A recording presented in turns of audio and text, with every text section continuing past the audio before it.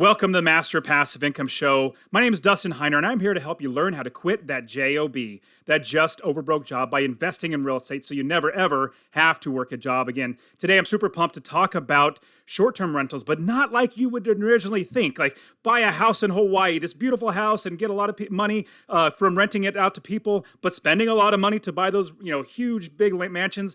But a whole different route, but utilizing short-term rentals. In fact, what we do is we invest. We love investing in buy and hold. We love holding on to these properties because we're creating generational wealth with these properties. We can give these properties to our kids. So it could be long-term rental properties, mid-term, like traveling nurses and things like that, or short-term as well, people vacationing. So I'm super pumped to bring on an expert. He is going to also be, and he was there this year at RubeCon, the Real Estate Wealth Builders Conference. He shared last time. He got so many people pumped up about short-term rentals, they were bringing him back again to teach at RubeCon, the Real Estate Wealth Builders Conference in May of 2023. Kirby Atwell from Living Off Rentals. Kirby, thank you so much for being on the show, man. Dustin, it's an honor to be back. I love doing anything that you're a part of, so I appreciate you having me here, man. It's terrific, and I love how a lot of my students said, man, I really wanted short-term rentals. And I was like, what? Kirby's definitely your guy. Like, I could definitely help you, but Kirby has this down. So work with Kirby. But now, when we're thinking about the Real Estate Wealth Builders Conference, so you came and you saw the value of really just helping other people. And in fact, that's the reason why I brought you. I said, hey, and for everybody, whoever wants to be a speaker at RubeCon, it's invite only. And so right now we have literally 35 speakers, expert investors that have their own audiences, they have their own, teaching and all that sort of stuff. But we're all coming together to help everybody out. And so Kirby, talk to us a little bit about your background, and then we'll jump in because I really want our audience to learn how to do this short-term rentals in the non-traditional sense, but still making a lot of money. So talk to us about you, and then we'll dive right into short-term rentals. Sure. Yeah. So, happy to give a bit of an overview. I know I was on a previous episode, so people can go back and listen to the longer bio, I guess, there. But really, I mean, my real estate investing strategy that I currently do with this kind of non-traditional vacation rental model stemmed out of, in 2016, I was pretty much broke. And at the time, it's kind of funny because I thought I was doing all the right things. And so it was, it was, maybe people can relate to this. They feel like they've been doing a lot of the right things that they're supposed to be doing, but they found themselves from a financial standpoint really not making any progress. And that's where I was at. I had gone to a really good school. I went to West Point Military Academy, graduated there, served 6 years as an Army officer. Then in 2011, got out, got my MBA. While I was getting my MBA, I started my first real estate company, and it was a flipping company. And I thought, well, this is the way people make a bunch of money in real estate, is flipping houses. And so I partnered with two partners, and we grew that company in the Chicago area to be, one of the higher volume flippers in the Chicago area. And we flipped about 70 properties from 2011 to 2016. And then in 2016, I look up and I'm like, I'm in the exact same financial position that I was in before I started. And we had literally made millions of dollars in revenue over that 5 years when you look at all the properties we sold.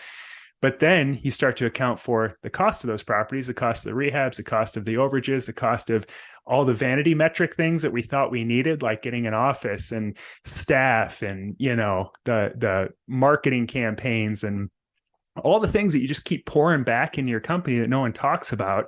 They just look at the gross profit, quote unquote, and then you pay taxes on all that at the highest tax rate. And there's never anything left over. It's just enough to scrape by. And so that was the existence. And on top of that, we started doing a lot more volume, higher end properties. So we needed a whole bunch more capital. And so the stress level was through the roof, and we weren't making any money. So it was like on this hamster wheel that just sucked. And so that's when in 2016, I discovered what I know you've discovered as well, this power of passive income and this power of cash flow. And that's when I totally transitioned into rental properties. And initially it was longer term rentals for a little bit, but then I discovered short term rentals and this non-traditional short term rental model that that I do now. And we just fell in love with it. And that's what's given us financial freedom, given us the lifestyle by design. And it's changed my family's future. With the idea of going from actively having a job, like that's what you do when you're flipping or wholesaling, you have a job. It's not bad. Like I'm not saying don't do it, but if you need money, you need capital to be able to start your investing career, then definitely. I mean, it's a way to start making money, but you're working day in and day out. Now, when you get into buy and hold, changes your life because you have money coming in without you doing anything. Now, you found the non-traditional type of Airbnb or short-term rental properties in 2016. And it's terrific having these short-term because usually you get a lot more in revenue, like total gross rents, because you're renting it out per day as opposed to per month or per year. And with that does come some expenses, higher expenses, but you get higher revenues. Now, what is this non-traditional way of doing short-term rentals? Yeah. So what I think that a common misconception or trap or thought process, I guess, that people kind of can fall into when it comes to short-term rentals or Airbnbs or vacation rentals, whatever you want to call it, shorter rentals, is that they think of the traditional vacation spots as the only place that it works. So, ski in, ski out mountains, beachfront properties, the places that you're going to, Disney World, the places that you go to vacation. And they overlook the fact that this literally works. This model of short-term rentals works in thousands of locations. And it can work, in my opinion, much, much better, much safer, much higher ROI in areas that you wouldn't think, anyone would ever travel to, especially if you live on the West Coast and you're like, why would anyone travel to Indiana, which is where we're at? And we have 20 vacation rental listings here that work phenomenally well. So when I started to look around, when I started researching this, we moved from Chicago over to Indiana. And initially we said, well, let's just try it in our basement. Let's try, we keep hearing about Airbnb. This was back to 2017. And we said, let's just try it, turn our basement that's unfinished, it's a walkout basement, into a 1-bedroom apartment and see what happens. And so that's what we did. And over that first summer, we made $22,000 renting out this tiny 1-bedroom basement. And I thought to myself, I have entire rental houses that don't make $22,000 the whole year. And we just made that in like a 3-month span. So I said, if we could scale this, there's something to this. And we're not in like a crazy, high-end vacation area. That house was right on Lake Michigan, but I started looking around and realizing that there's houses not on the water, not in crazy vacation areas, that are doing really well. And you can buy them for the same cost that I was buying long-term rentals for. And then in a worst case scenario, I can always convert those back to long-term rentals and they still cash flow. So I'm covered on all fronts. But in the meantime, while I'm using them as short-term rentals, they're making 3 or 4 times the cash flow. 3 or 4 times the cash flow sounds terrific. Now, there are more expenses. Now, with the more expenses is because you have more turnover. Like, I love that my tenants literally stay in there for 5, 6, 7 or more years, and I don't even have to talk to them. They don't move. They don't transfer out. Like, everything is awesome. I just love it. But at the same time, my profits are lower, but they're more fixed in a sense. With the short-term rentals, there's more expenses. Talk to us about these expenses that we have to watch out for as we're going to convert these into short-term rentals. And we'll get to this because I really want to know, what about the rougher areas, or like if it's not a destination city, should we still do that? But let's start with expenses. What type of expenses should we worry about, and how do we manage these properties, which, it's part of the expenses is managing. Right. Exactly. Yeah. So there's higher income, obviously, because you're renting it for a shorter period of time. So it's a nightly income. But and then there's higher expenses because you're paying for cleaning, you're paying for now the utilities, you're paying for the lawn and snow removal, you're paying for consumables like, toilet paper and paper towels and cleaning products. And so yeah, there's definitely more expenses, more income as well. And so you've got to balance those out. And so what I tell people, that sort of the ideal setup for these non-traditional vacation rentals is to start in more affordable markets, generally like the Midwest and Southeast. And I always look within an hour drive of larger cities. Sometimes it can be, even 15 minutes to the larger city. But what you'll find is that if you look in the city, a average purchase price might be $400,000 for a city, say, I don't know, Louisville, Kentucky, or Nashville or Indianapolis, or, one of these Midwestern cities. And then 20 minutes right outside the city, there's a town where the average purchase price is closer to $100,000. So it's a fourth of the cost. And the nightly rate downtown Indianapolis, just as an example, I don't know if this is what it is, but this is what you'll commonly see is maybe it's like, $200 a night downtown, and then outside it's $150 a night. So, it drops 25% in terms of nightly rate, but you get the property for 4 times less. So ROI wise, you're getting this phenomenal return on your investment. And again, going back to the benefits of, if you have to convert it to a long-term rental, it's easier to rent out $100,000 house than it is a $400,000 house. So that's where you start to see the cash flow shift a whole lot, because your expenses now are extremely low. You still have extra expenses than you would on a long-term rental, but cash flow wise, you've got that $150 a night, maybe a 70% occupancy rate. And so, your net income after all is said and done tends to be really, really high. I love that. Now, with managing it, do you manage these yourself, or because I love, and that's what we do at Master Passive Income, we try to make it as automated as possible. We don't want to have to do anything. In fact, for all my properties, I maybe work 30 minutes a month. Like that book, that 4-hour work week, that's for suckers. I don't want to work 4 hours a week. Yeah. I don't even want to work 4 hours a month. I want to work 30 minutes. And so how do we make it automated, especially in these outside cities, because obviously inside a city like Louisville, like you're going to have a lot of people, a lot of property managers that would want to manage the properties. Outside of that, maybe not so much. But how do we make sure that we can manage it? And can we make it automatic so that it's managed, and so that as best we can, we don't have to actually do anything in the business? Yeah, it's a good question. And I think the intuitive thing to believe is that it's much more hands-on, and it is, I guess, in terms of the day-to-day what needs to be done.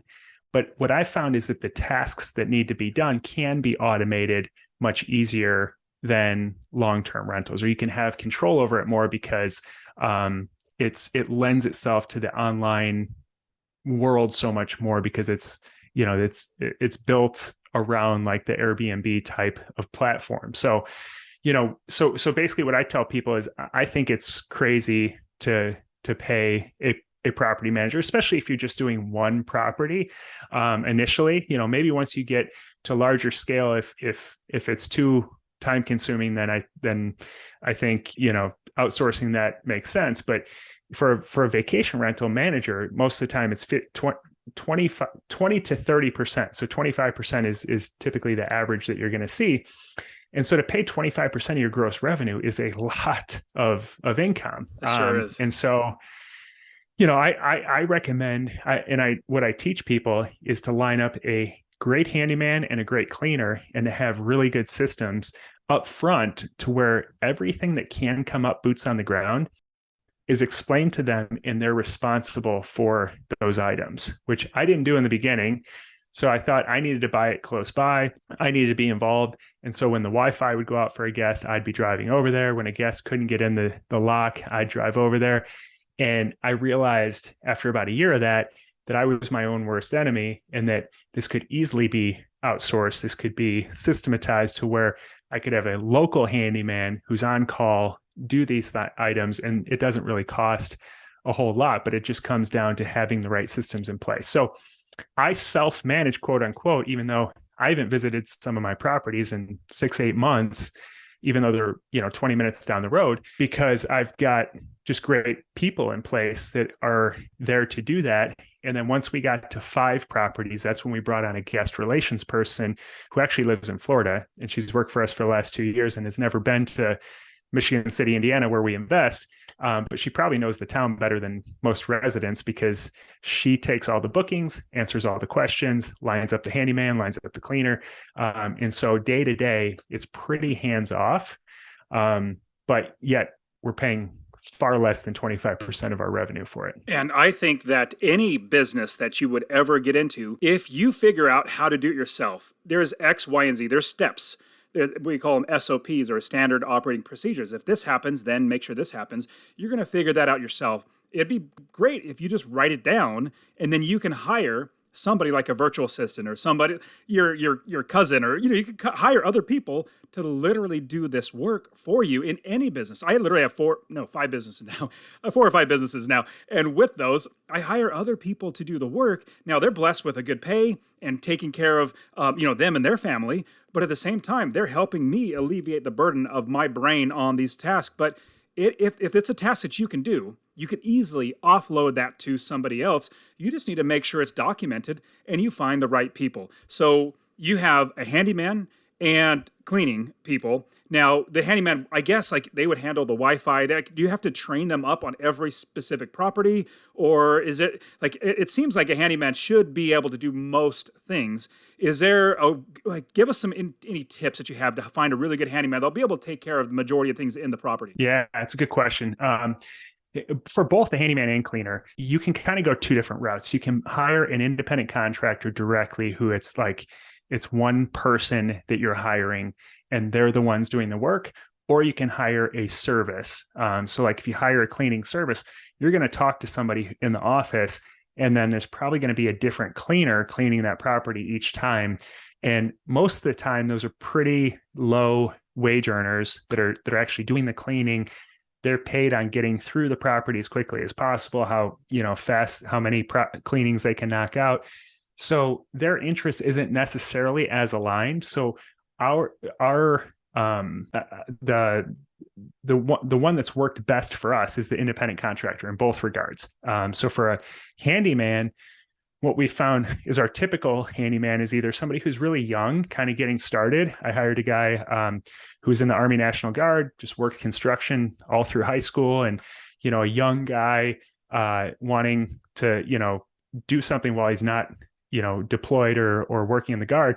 And then also we hired a retired union construction guy who knows construction inside and out, has now time on his hands, doesn't want to fully retire, but yet doesn't want to work full time either. And so lives locally there, and he's been incredible, because he just has a lot of free time on his hands.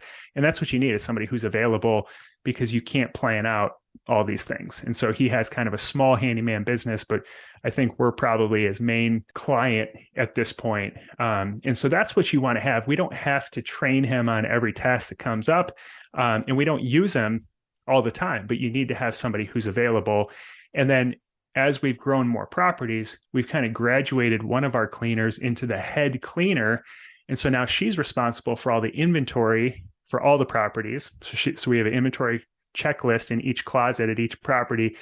As it gets below a certain point, she restocks those inventory closets. And then she also does spot checks on all the other cleaners too. So it's taken that responsibility off of our shoulders as well. So she can, incorporate that. And then we just pay her per, resupply. She typically does, a few a month of all the properties. And it's well worth our time not to have to go to Costco and resupply all the properties ourselves like we used to do as well. I love that you're offloading things, especially and what I love to do is I make sure when I'm building my business or buying the next property, all those expenses that come up, like a property management expense or soap and shampoo and like all that stuff that you kind of want to make it kind of like a hotel type of thing, but you make sure those expenses are accounted for before you buy the property. So they're already baked into the cost of doing business, and you're making sure that you're making money on top. Now, with these short-term properties that people can get a little hesitant on, obviously it looks great, like, because you're making a lot more money, which is terrific. But if something like, the government shuts everything down all again, where nobody travels and all that sort of stuff, what do you do to mitigate the loss of rents? I know I love that you do this, that you can go into long-term. Hey, let's just put a long-term tenant in there. It'll work out just fine. What do you do also outside of just, putting a long-term tenant to mitigate these losses if there is something that shuts down the entire travel industry? Yeah. And it's a great point. When you look at going back to the 2 different strategies, when you look at the traditional vacation rental strategy. Almost every market where traditional vacation rentals that, the first places you would think of, like the Smoky Mountains or Destin, Florida, or, all of these have appreciated 25, 30, 50% at least over the last couple of years. And people are still buying in those areas because a cabin that you're buying for 750, 800,000 still makes sense from a cash flow perspective, so you can justify it. So people, that's the first place they think of. And so they're like, well, that's what everyone else is doing, so it makes sense. But like you said, what if something changes, and it can. And if it did, and you're holding an $800,000 cabin in the Smoky Mountains, what's the backup plan then? Does everyone sell them all at once? Because probably not going to get 800,000 if all the cabins are being listed all at once. Do you rent it as a long-term rental?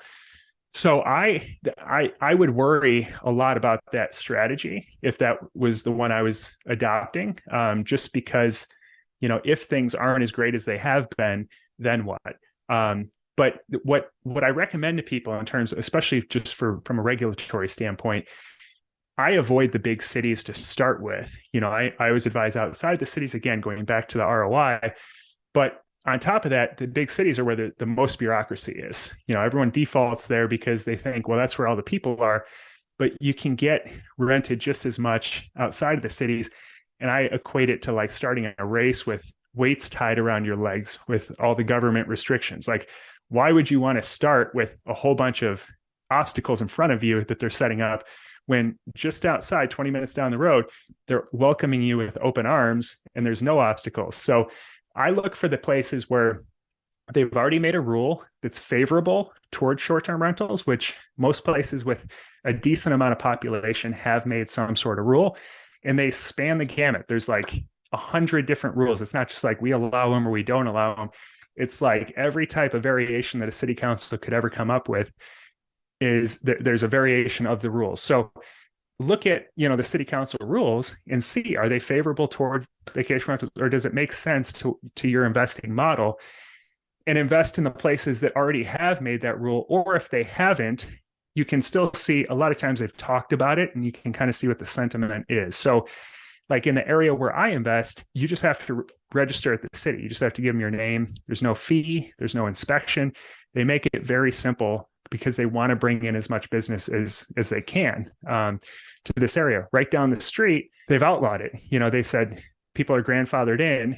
This is the town right next door. People are grandfathered in that have them, but no new ones are coming in. So it varies so much city to city. But then so you want to pick the place that you think is going to work the best for short-term rentals, and then always have that backup plan in your back pocket that if the worst case scenario happens and I do have to convert them back, they still make sense as the long-term rentals. Do you have any other creative ways of mitigating governments that actually say no short-term rentals? I mean, it's sad, but this money that is now going to short-term rentals, it used to all go to hotels. And when I say it's sad, it's not more money now going to short-term. Mm-hmm. It was all just going to hotels. They were just making bank. And so hotels are not happy that normal mom and pops like us are siphoning off some of their business, just like taxi cabs are not liking Uber and Lyft because they're taking their business, so they're lobbying against that.